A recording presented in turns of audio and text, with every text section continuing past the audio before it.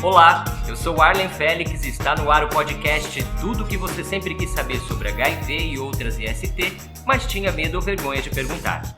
Uma das ações educativas do projeto de prevenção combinada do GADA, Grupo de Amparo ao Doente de AIDS. Aqui, todas as dúvidas relacionadas a AIDS e outras IST são esclarecidas de forma simples, clara e sem rodeios.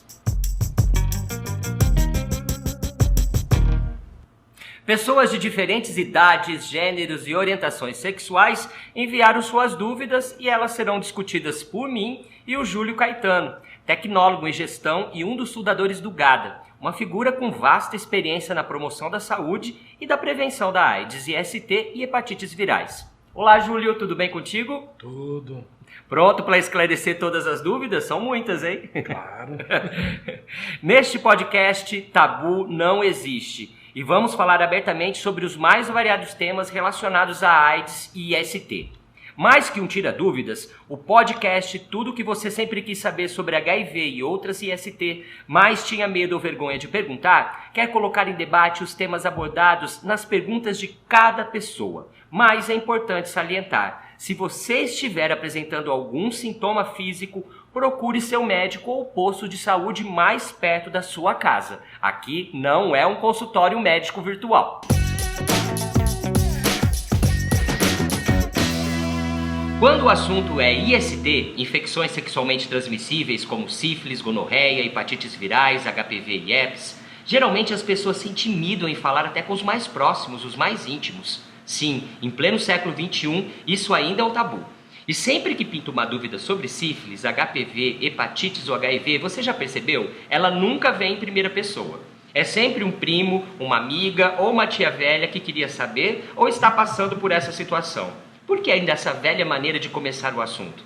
O preconceito, o autotratamento, a pesquisa do Google e o medo do julgamento alheio têm sido um dificultador no diagnóstico e no tratamento correto. Por isso, a proposta do nosso podcast é tirar das gavetas as dúvidas que as pessoas têm, medo ou vergonha de esclarecer, pois somente uma pessoa bem informada e esclarecida poderá viver sua sexualidade de forma segura, prazerosa e saudável. As pessoas que enviaram dúvidas ao podcast tiveram a liberdade para manter seu anonimato, mas ao falar sobre AIDS e ST não tem nada de vergonhoso e deve fazer parte da rotina de todos, sem medo, preconceito ou tabu. Então, vamos lá, Júlio, às nossas perguntas.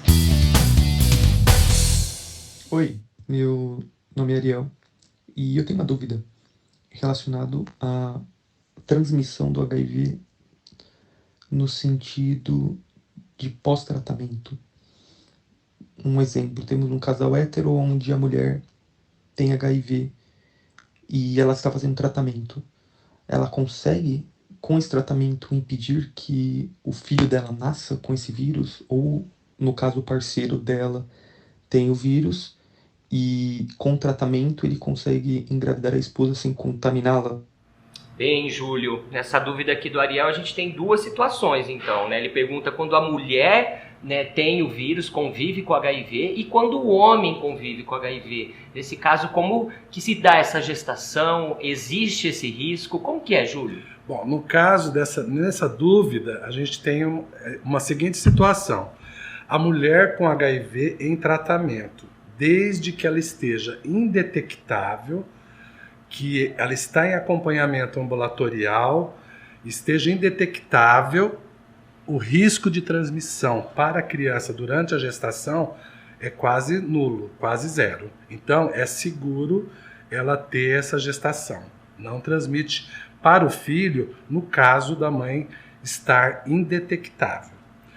No caso do parceiro ser soro positivo e também estiver em tratamento e indetectável, ele também não transmite para a mulher, é seguro a relação sexual e a concepção da criança e a gestação dessa criança. Agora, a gente tem que perceber que o mais importante de tudo é que toda mulher ela deve fazer o pré-natal no Sistema Único de Saúde. E o SUS ele preconiza uma consulta no primeiro trimestre da gestação. Então, o SUS garante essa consulta para a gestante no primeiro trimestre, em que o ginecologista ele vai avaliar a carga viral dela, se ela tá, como está o calendário de vacina dela, a questão da vacina da hepatite B, vai fazer a questão do exame de sífilis, ou seja, vai fazer todo um monitoramento de todas as possíveis doenças que ela poderia ter durante a gestação. Passando o primeiro trimestre, no terceiro trimestre, o SUS também garante uma segunda consulta, em que vai fazer a mesma avaliação no terceiro trimestre da gestação. Ou seja, são vários momentos em que a gestante, junto com o ginecologista, vai poder acompanhar e monitorar as possíveis IST e HIV durante a gestação. Caso ela tenha passado por tudo isso e ela esteja bem, ou caso ela tenha detectado alguma infecção, ela vai ser tratada e durante o parto dela, ela vai ser indicado ou parto cesárea ou parto normal.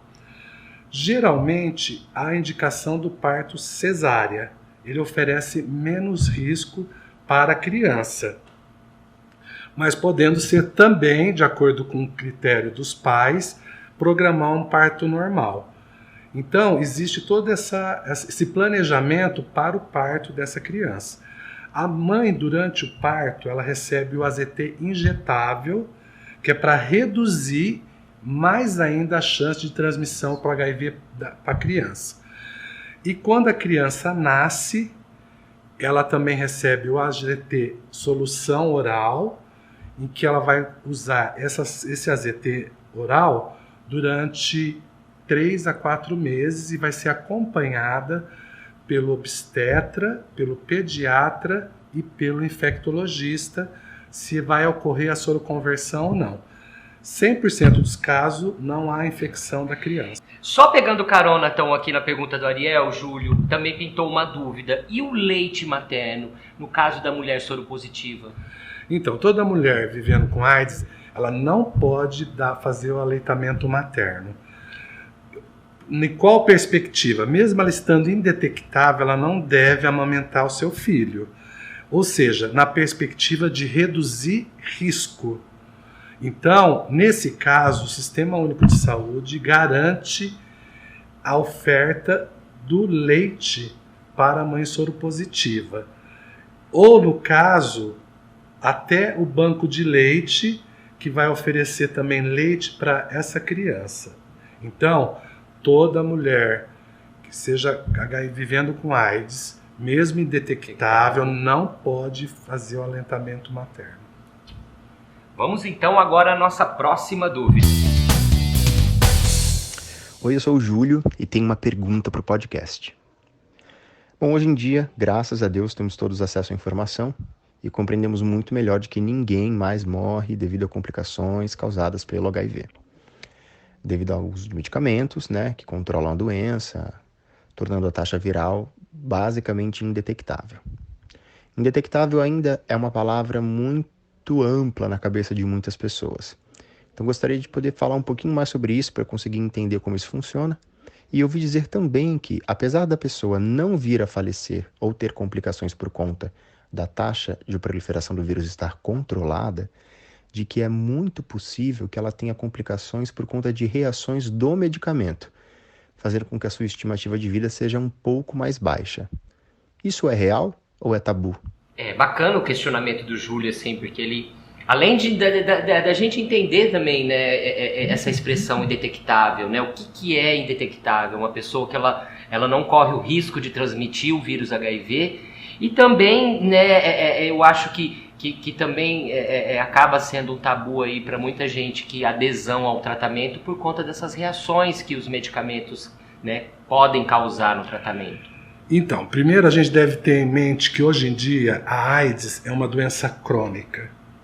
É uma doença crônica que não tem cura, mas é uma doença crônica e hoje comparável a uma doença crônica como hipertensão, diabetes, com a diferença que ela não tem cura e ela é transmissível pela relação sexual, pela questão de objetos pérfuro-cortante, sangue contaminado no aleitamento materno ou até da transmissão vertical.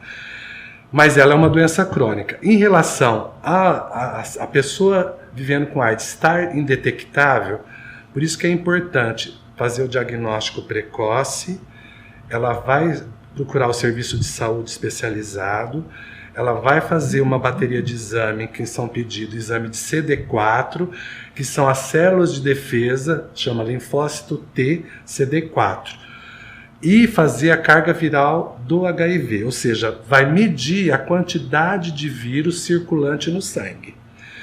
Com esses dois marcadores, o médico, o profissional de saúde, vai ter acesso se a imunidade dela está alta, está normal ou baixa, que é o CD4, e se a carga viral dela está alta. Independente de estar baixa ou estar alta, é preconizado que você faça o diagnóstico e já inicie o tratamento em seguida. Por quê?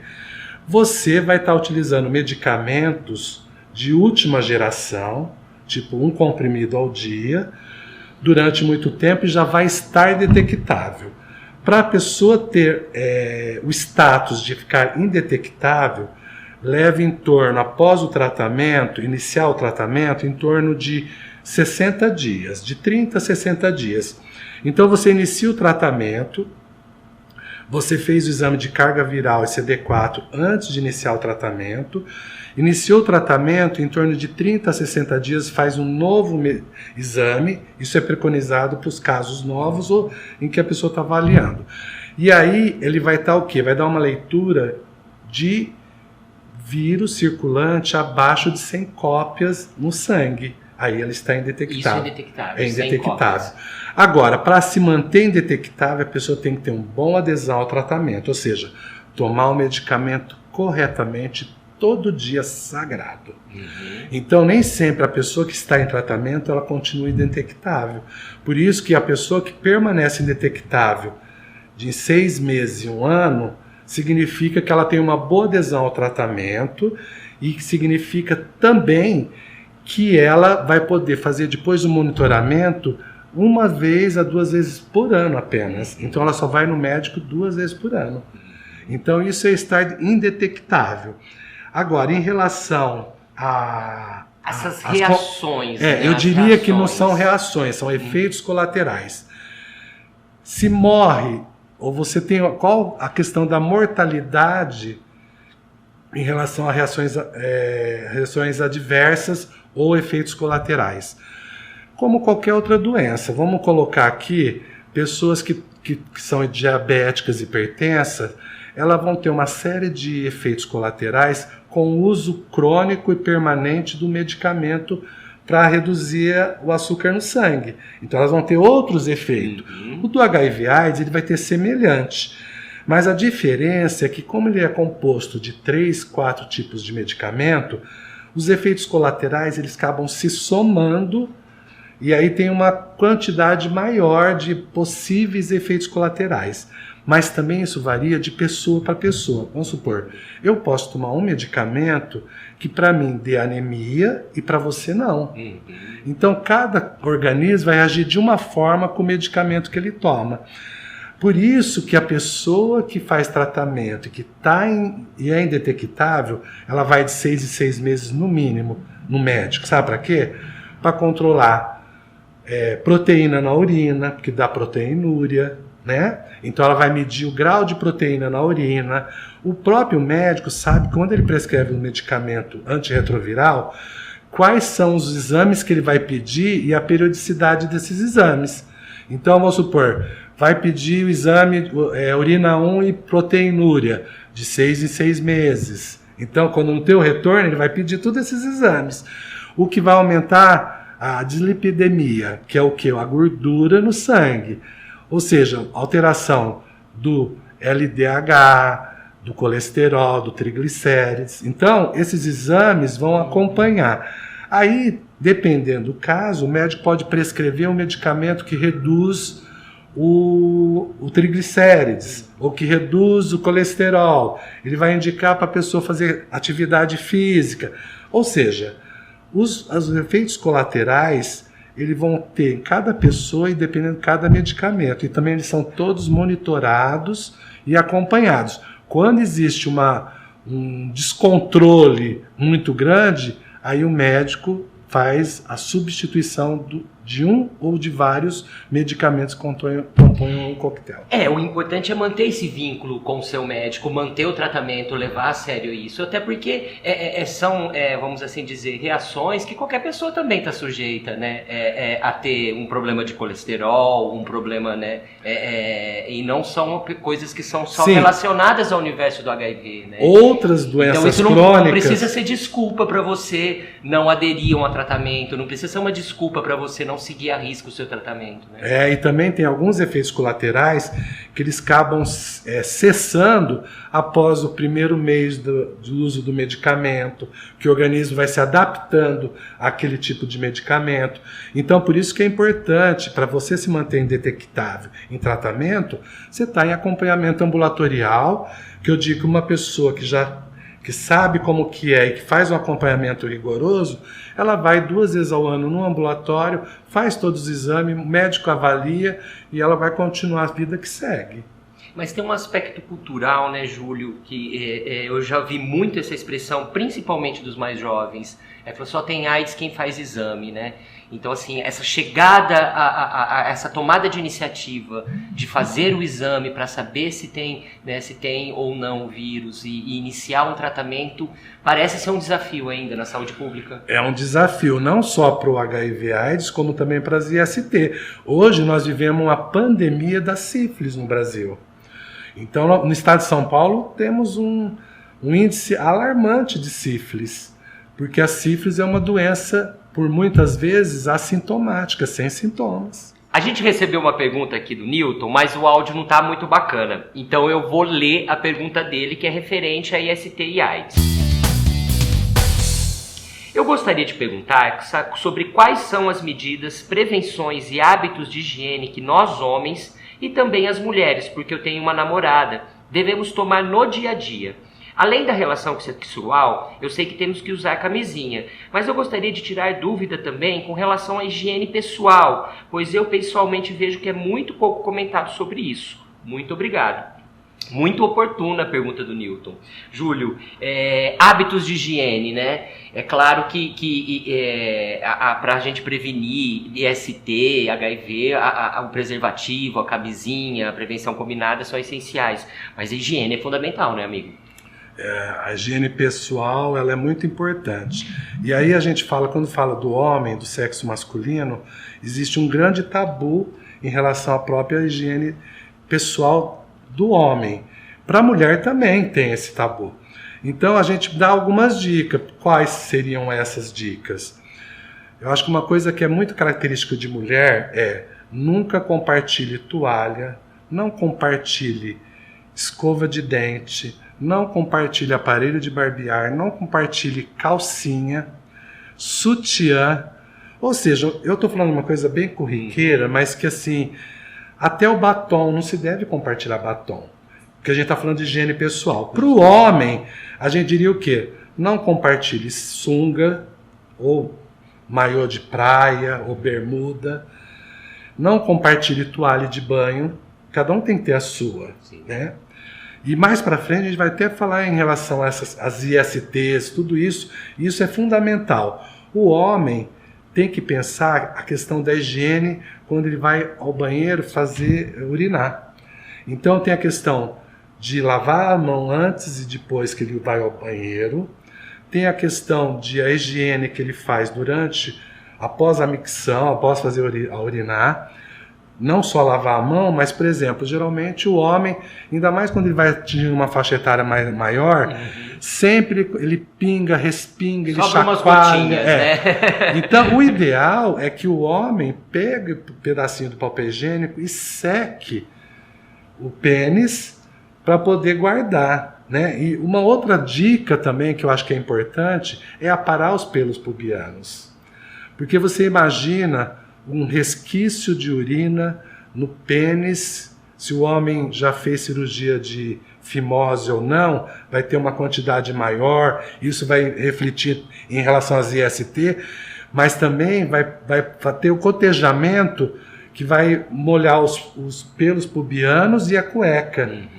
E aí a importância da lavagem de mãos, né? Porque eu ponho a mão na maçaneta, eu fui no ônibus, pus a mão para segurar, eu ponho a mão ou seja, a nossa mão vai para todo lugar. Sim. E aí eu entro no banheiro e vou pegar no pênis, e aí é complicado. Em relação ao ânus, é importante que o homem faça a higiene adequada, sem receio nenhum, e lavagem da mão antes e depois. Em relação à mulher, isso ocorria muito no caso das mulheres com mais idade, em que a mulher limpava de trás para frente. Pode parecer uma coisa meio louca. Hoje em dia a mulher é um pouco mais esclarecida, mas as mulheres de 80, 90 anos, elas tinham o hábito de limpar da frente para trás. Aliás, de trás para frente. Por que eu falo isso? Do ânus para a vagina, ou seja, ela leva resíduo de fezes para a vagina. É por isso que as mulheres de 70 anos, 80 anos têm infecção de urina recorrente. Sim. Bacana, Júlio, muito obrigado. Então vamos à próxima dúvida. Olá, eu sou o Marcelo. Toda vez que eu estou praticando sexo, ou principalmente o sexo oral, quando o pênis está excitado, né, ele solta um líquido lubrificante natural. Alguns pênis mais, outros menos.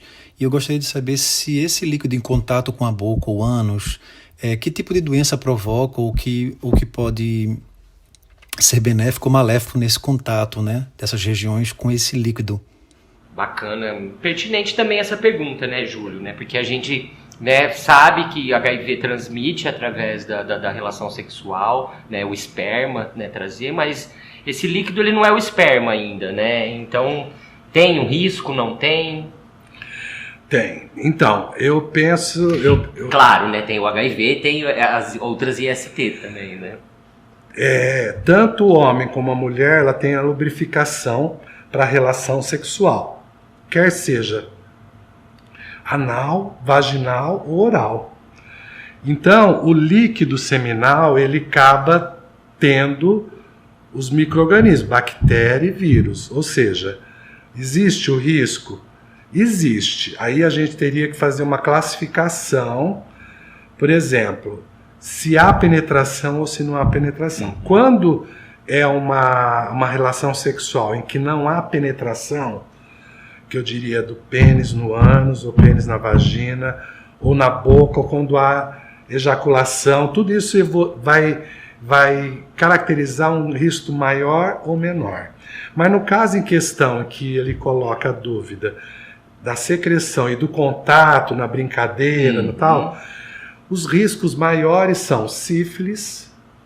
A sífilis ela é transmitida até em contato com a pele íntegra. Até no sexo oral também. Vamos supor, você ejacular na perna, no rosto. Ah, isso eu não sabia. Então, a sífilis, por exemplo, existe risco de transmissão na pele. O líquido seminal na pele, é claro que quando você coloca uma mucosa, ela tem uma maior probabilidade de absorção e transmissão, mas a pele íntegra também tem uma certa possibilidade de transmissão. Quando se compara aos graus de infecção, vai aumentando de acordo com a mucosa. Então, vamos supor, oral, se cai no olho, eu falo nisso, vamos supor, que ocorre uma masturbação no rosto do parceiro, ou na região do glúteo, e aí você fala assim, mas foi só no bumbum, mas se vai para o ânus, vai aumentar o risco. Entre dois homens que estão se masturbando de frente, então existe o risco de um no outro. O risco é bem menor quando você compara com sexo oral. Aí quando você fala de sexo oral, que a gente vai comentar sobre isso, alguns outros fatores vão contribuir de maior ou menor risco. Entendeu? Existe uma classificação de risco de acordo com as condições da saúde bucal da pessoa. do olho, entendeu? Isso também tem uma questão de mulher que fazem sexo com mulher, e a gente pode estar mais esclarecendo. Entendo, mas agora, assim, eu percebo que o maior risco nesse caso é sífilis, herpes e HPV, que é o codiloma combinado, que é a verruga. Que são essas são os que mais transmitem, sem necessariamente ter penetração. Vamos então para a nossa próxima pergunta. Não, então agora eu também vou ler essa pergunta, que é a pergunta que é enviada pelo Rodrigo aqui pra gente. Na verdade, são duas perguntas que ele está fazendo. Eu queria que vocês falassem um pouco sobre a diferença de HIV e AIDS. E a outra sobre PrEP. Eu ouço muita gente falando sobre PrEP, mas eu não conheço nada a respeito disso. Bem, vamos lá, são duas perguntas mesmo. A primeira acho que é a bem mais didática. Vamos lá. HIV, AIDS, o que é uma coisa não é outra? Como assim? HIV é o vírus da imunodeficiência humana. Então ele é o vírus que causa a AIDS. Ou seja, o HIV, quando ele entra no organismo, ele vai entrar num processo de replicação viral dentro dessas células T, CD4, e as próprias nossas células de defesa vai se replicando. Ela usa o conteúdo genético do anticorpo, e aí um vírus que entra naquela célula CD4, ele vai se multiplicar, ou seja, dentro daquela célula, ela arrebenta e solta em torno de 100, 200 vírus do HIV. Aí ele vai para a corrente sanguínea de novo, porque ele estava. Aí ele infecta de novo os linfócitos, cada um vai infectar um linfócito, vai replicar, e é por isso que chama carga viral. Então ele tem um processo. Então o HIV é o vírus que causa a AIDS. E a AIDS é quando você tem a doença. Quando se caracteriza a doença da AIDS?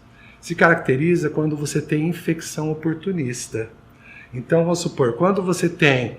Ou seja, quando o teu sistema imunológico está debilitado em função dessa replicação viral, essa replicação ela acontece de imediato, Júlio? Não, depende de cada organismo e do vírus que infectou aquela célula. Se for um vírus que não entrou muito em contato com medicamento, que não é resistente, ele pode levar 1 ano, 5 anos, 10 anos, até muito mais que isso. Ou seja, a pessoa vai ter o vírus do HIV, ele não vai se replicar naquela velocidade imensa, e ele pode vir a desenvolver AIDS depois de 15 anos. Entendeu? Tem relatos de pessoas que têm há mais de 20 anos e não desenvolveu a doença. São casos excepcionais, mas existe. Agora, em caso da AIDS, ela passa a ter o quê? Vamos supor, o que são infecções oportunistas? O sistema imunológico está muito debilitado, replicou, vai destruindo. O que faz que o nosso organismo se defenda das doenças são o quê? O CD4, o linfócito T. Ele não está sendo destruído pelo vírus do HIV, que ele vai explodindo, implodindo e replicando. O sistema fica fraco. Aí você pega pneumonia, aí você adquire tuberculose, aí você adquire criptococose, uma infecção fúngica, né? Ou seja, você pode ter uma série de doenças que vai caracterizar a AIDS. Mas, Júlio, 15 anos a pessoa pode ficar com o vírus no organismo dela sem desenvolver, né, a AIDS, a doença. Mas ela transmite se ela tiver uma relação sem cuidado, sem preservação? A partir do momento que ela se infectou pelo HIV, que teve a infecção do HIV, ela já está infectando as outras pessoas. É que a infecção do HIV, quando ela infecta a célula de defesa, ela não atinge aquele grau da viremia ou a carga viral muito alta para ela desenvolver a AIDS. Ela pode ficar com a doença, com o HIV, durante 5 anos. Eu conheço pessoas que têm há 15 anos e não se desenvolveu a doença, mas ela transmite a partir do momento que ela tem o teste positivo. Uma das experiências mais marcantes assim na minha vida que aconteceu perto de mim foi um amigo no início dos anos 2000, e ele sabia que ele tinha, o parceiro tinha morrido de HIV, de AIDS, em consequência da AIDS, e ele sabia, mas ele relutou, ele não foi atrás de fazer exame, enfim. E como ele era mais velho, então a gente nem tinha como, sabe, cobrar isso dele, era meio turrão. Mas, Júlio, quando a doença se manifestou, não deu tempo dele começar a tomar AZT. Na época era o AZT... não deu tempo, assim. Foi tanta infecção oportunista atrás da outra que em 2 meses ele faleceu, ele veio a óbito. Então, assim, a importância de você conseguir diagnosticar nesse momento, a hora que o vírus está lá quietinho dentro de você, né? Se você consegue diagnosticar nesse momento, o tratamento vai ser bem mais tranquilo. E por isso que a gente fala, diagnóstico precoce é prevenir. Por quê? Eu faço o diagnóstico precoce, deu positivo, vou iniciar o tratamento, vou ficar indetectável, não transmito e nem me contamino novamente. Porque a pessoa pode ter reinfecção. Quebrar essa cadeia de transmissão, né? Quebrar essa cadeia. Agora, a PrEP é algo novo, né? Se a gente for ver dentro dessas tecnologias de saúde aí disponíveis para combater o HIV. A PrEP, a profilaxia pré-exposição, é uma estratégia de prevenção muito importante e ela é indicada para alguns segmentos populacionais. Hoje em dia o Sistema Único de Saúde ele disponibiliza a PrEP para homens que fazem sexo com homens, mulheres trans, homens trans eventualmente e profissionais do sexo. E no caso de casais soro-discordantes. Então são esses os segmentos populacionais que o Ministério da Saúde preconiza. Que seria casal soro-discordante, Júlio? Enquanto um tem o HIV e o outro não. Sim. Mesmo estando indetectável, é recomendado que o parceiro faça uso do PrEP. E esse medicamento é para toda a vida, vamos assim dizer? É para toda a vida em que ele tiver a situação de risco. A convivência, a relação. Por exemplo, se eu sou uma pessoa que faz sexo com homem, eu tenho eventualmente parceiros e que eu não faço uso do preservativo, então eu tenho indicação para fazer uso da PrEP, que é a profilaxia pré-exposição. Agora, para poder fazer essa estratégia, utilizar essa estratégia de prevenção, existe também alguns critérios. Júlio, onde que eu posso procurar esse serviço? No site do Ministério da Saúde, você encontra todos os serviços disponíveis por estado e por cidade, tá? E a PrEP, quando você procura um serviço de saúde para procurar a PrEP, hoje nós temos a PrEP a nível ambulatorial, que funcionaria de segunda a sexta no horário comercial, e nós temos a PrEP que você vai estar procurando o serviço para poder ter acesso ao medicamento. O que é importante a pessoa entender é o seguinte: para eu fazer a PrEP, eu vou passar por uma avaliação médica. Por quê? Você vai ter que fazer o exame de HIV, sífilis, hepatite B e hepatite C. Mas por que eu preciso fazer esses 4 exames? Primeiro, que se a hepatite B você fez, não tem e não tomou vacina, você vai ser recomendado você tomar as 3 doses de vacina para hepatite B. Hepatite C, você fez, deu positivo, vai acompanhar para ver se precisa de tratamento e vai se tratar para curar. A sífilis é a mesma coisa, vai fazer a dosagem, vai tratar. E do HIV, se você é soropositivo, você não vai precisar mais do PrEP, você vai entrar para o tratamento. E você não tendo nenhuma dessas infecções, você vai tratar e não tendo, aí você vai recomendar o tratamento da PrEP. A PrEP ela consiste num comprimido que você vai tomar ao dia e você vai ter que fazer acompanhamento trimestral. Lembra que nós falamos no podcast em relação aos efeitos colaterais? Sim. Então você vai ser monitorado para a urina, triglicérido, colesterol. Ou seja, você vai fazer um acompanhamento também para ver se vai ter um efeito colateral ou não. Você está em tratamento, você vai fazer avaliação, o teste desses exames que eu falei, de 3 em 3 meses ou de 6 em 6 meses. Eu não sei se tem essa informação, Júlio, mas, por exemplo, uma curiosidade minha, pode beber álcool tomando esse medicamento? Então, depende como que você fala de beber álcool. Se você é uma pessoa que bebe num álcool bar, todo dia... mas falou essa coisa, um bar no final de semana, tomar uma cerveja. Eventualmente você pode beber, não há problema. Sim, então, assim, se você faz o uso da bebida de forma social, isso não vai impedir. O que não é recomendado, vamos supor, uma pessoa alcoolista. Sim. Então, aí vai ter que fazer um acompanhamento com um psiquiatra, justamente. Porque aí vai afetar a questão da adesão ao tratamento. Álcool e medicamentos são coisas... Agora, uma outra informação importante é qual? A iniciar da PrEP, quanto tempo para me proteger?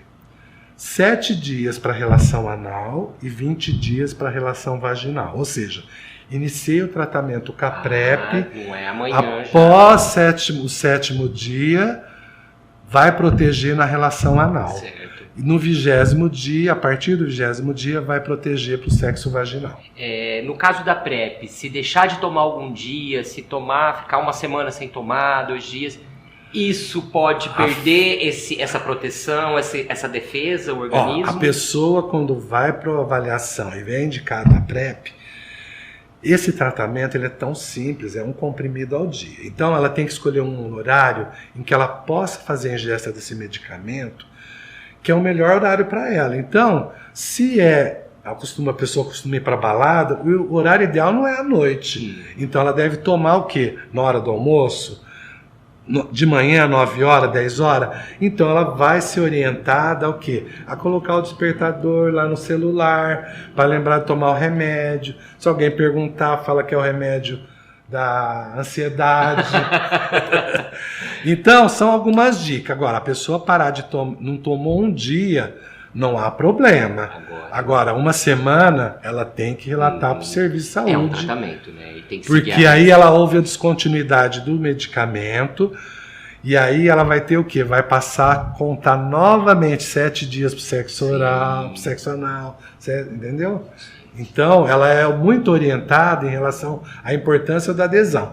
Como é um comprimido ao dia, é uma adesão que eu diria muito fácil de ter. Bacana. Agora vamos para a nossa última pergunta.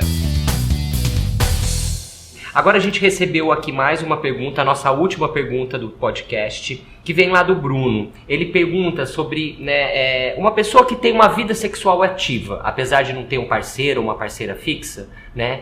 Essa pessoa, qual que é o período que ela deve ir periodicamente a um serviço de saúde para fazer um diagnóstico, né, de HIV e IST? Né? Há um período, eu tive uma relação sexual hoje, daqui a quanto tempo, se eu fui infectado com HIV, daqui a quanto tempo esse vírus vai poder ser detectado num exame? Bom, vamos por partes, né? Primeiro que a pessoa que ela tem essa exposição de forma mais rotineira, a gente tem a indicação do PrEP, que a gente vai falar rapidamente.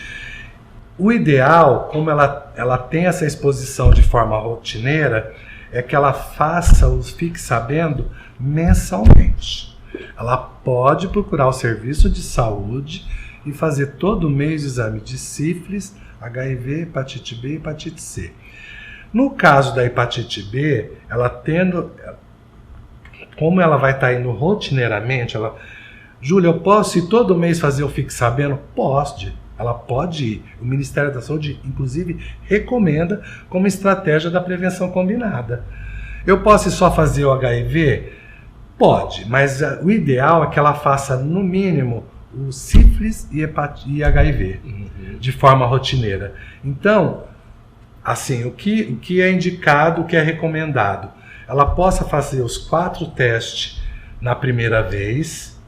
Por quê? Porque ela, sabendo que ela não tem hepatite C, já exclui. A hepatite B, ela tendo a imunização, tá tranquilo. E a sífilis e HIV, ela poderá fazer o exame mensalmente. E aí, se o próprio profissional de saúde achar, porque tem profissional de saúde que fala, de novo aqui, o Ministério da Saúde recomenda que, como estratégia de prevenção combinada, você pode fazer exame de sífilis e HIV mensalmente.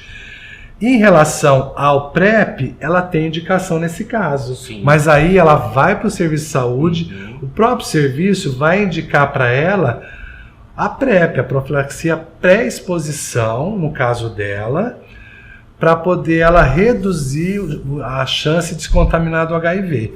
Então, ela se enquadrando pela avaliação do profissional de saúde na PrEP, aí ela pode, Júlia, e aí, eu posso fazer qual exame depois? Aí seria a sífilis.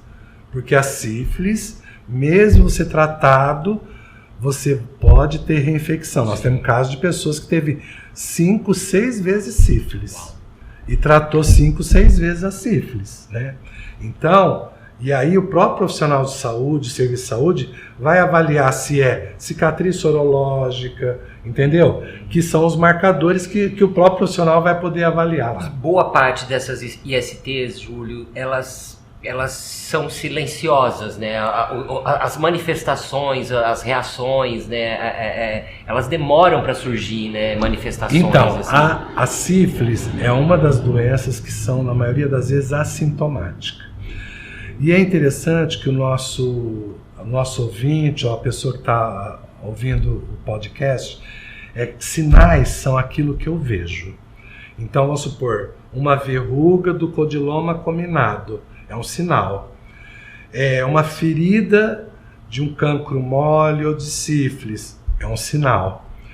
O que é sintoma? É aquilo que eu não vejo, é aquilo que eu relato. Febre é um sinal, porque eu posso medir.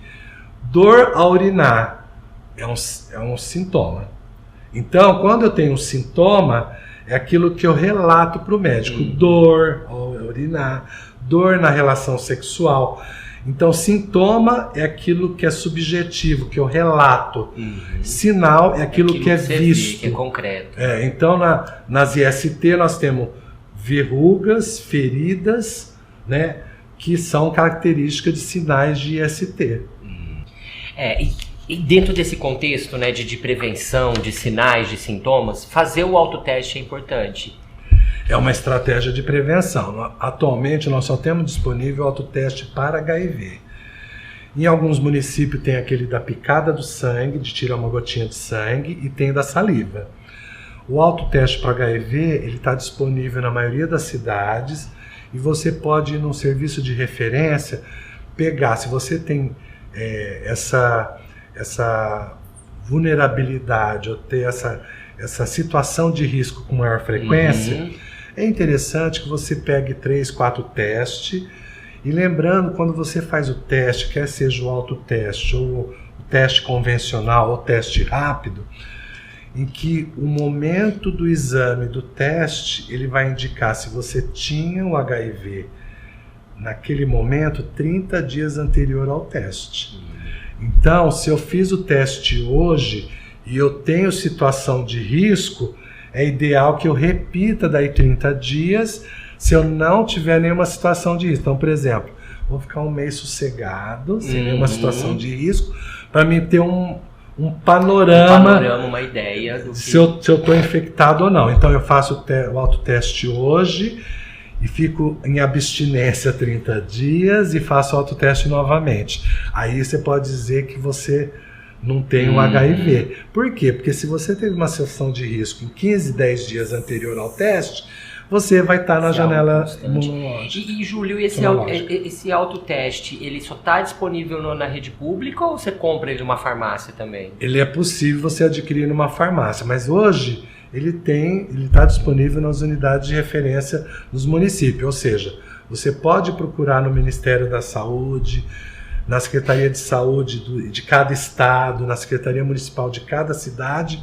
onde é disponibilizado o autoteste, e ele tem uma distribuição bem maior hoje em dia no Sistema Único de Saúde.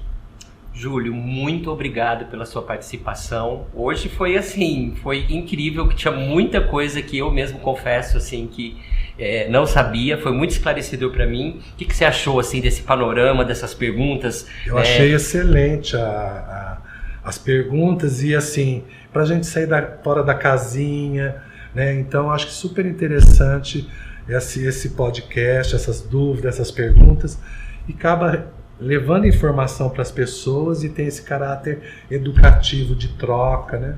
E você que está nos ouvindo, acompanhe os outros podcasts do GADA, Grupo de Amparo ao Doentes de AIDS, nas plataformas de streaming.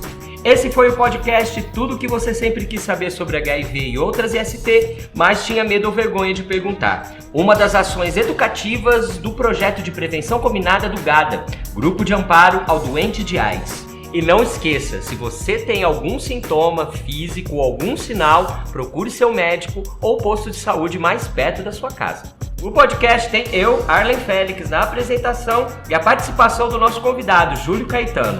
Som e direção do Daniel Torraca, direção de Fábio Takahashi e realização GADA.